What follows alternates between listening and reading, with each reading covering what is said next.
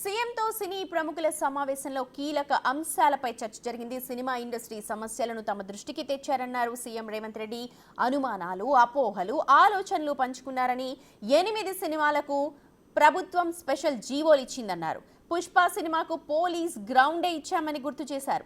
Telugu cinema పరిశ్రమకు ఒక brand create చేయాలన్న నిర్ణయం తీసుకున్నామని, పరిశ్రమ బాగుండాలని కోరుకున్నామన్నారు ముఖ్యమంత్రి రేవంత్ రెడ్డి.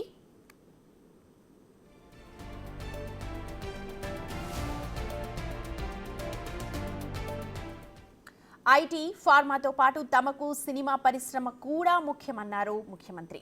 తెలంగాణలో అవార్డులు ఇవ్వడం లేదని తెలిసి గద్దర్ అవార్డుని ఏర్పాటు చేశామని, ప్రభుత్వం సినిమా పరిశ్రమకు మధ్యవర్తిగా ఉండటానికి దిల్ రాజుని ఎఫ్డీసీ చైర్మన్గా నియమించామని గుర్తు చేశారు. సినిమా పరిశ్రమ సమస్యల పరిష్కారం కోసం మంత్రివర్గ ఉపసంఘం ఏర్పాటు చేస్తామన్నారు సీఎం రేవంత్. పరిశ్రమ కూడా కమిటీని ఏర్పాటు చేసుకోవాలని సూచించారు.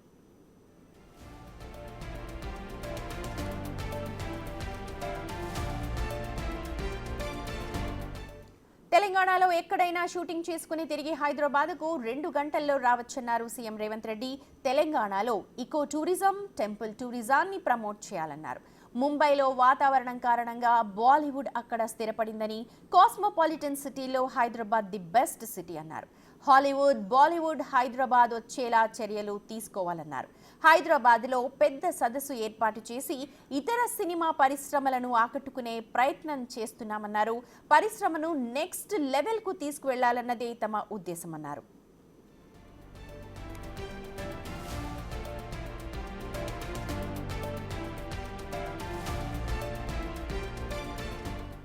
గంజాయి, డ్రగ్స్ నిర్మూలన సహా సామాజిక అంశాలపై సినిమా పరిశ్రమ ప్రచారం చేయాలని సూచించారు సీఎం రేవంత్ రెడ్డి.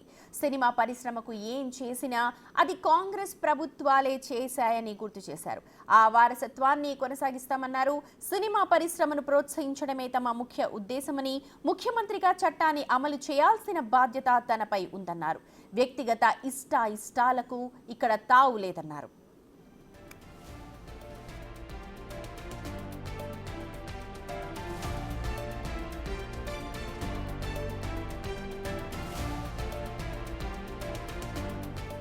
ఇక బెనిఫిట్ షోల విషయంలో మరోసారి కుండ బద్దలు కొట్టారు సీఎం రేవంత్ రెడ్డి. తెలంగాణలో బెనిఫిట్ షోలు ఉండవన్నారు.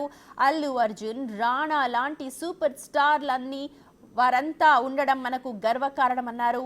వాళ్ళంతా కూడా తమ ముందే పెరిగారని, ఎవరి మీద ద్వేషం లేదని, ఎవరి మీద ప్రత్యేకించి కోపాలు లేవని చెప్పారు ముఖ్యమంత్రి రేవంత్ రెడ్డి.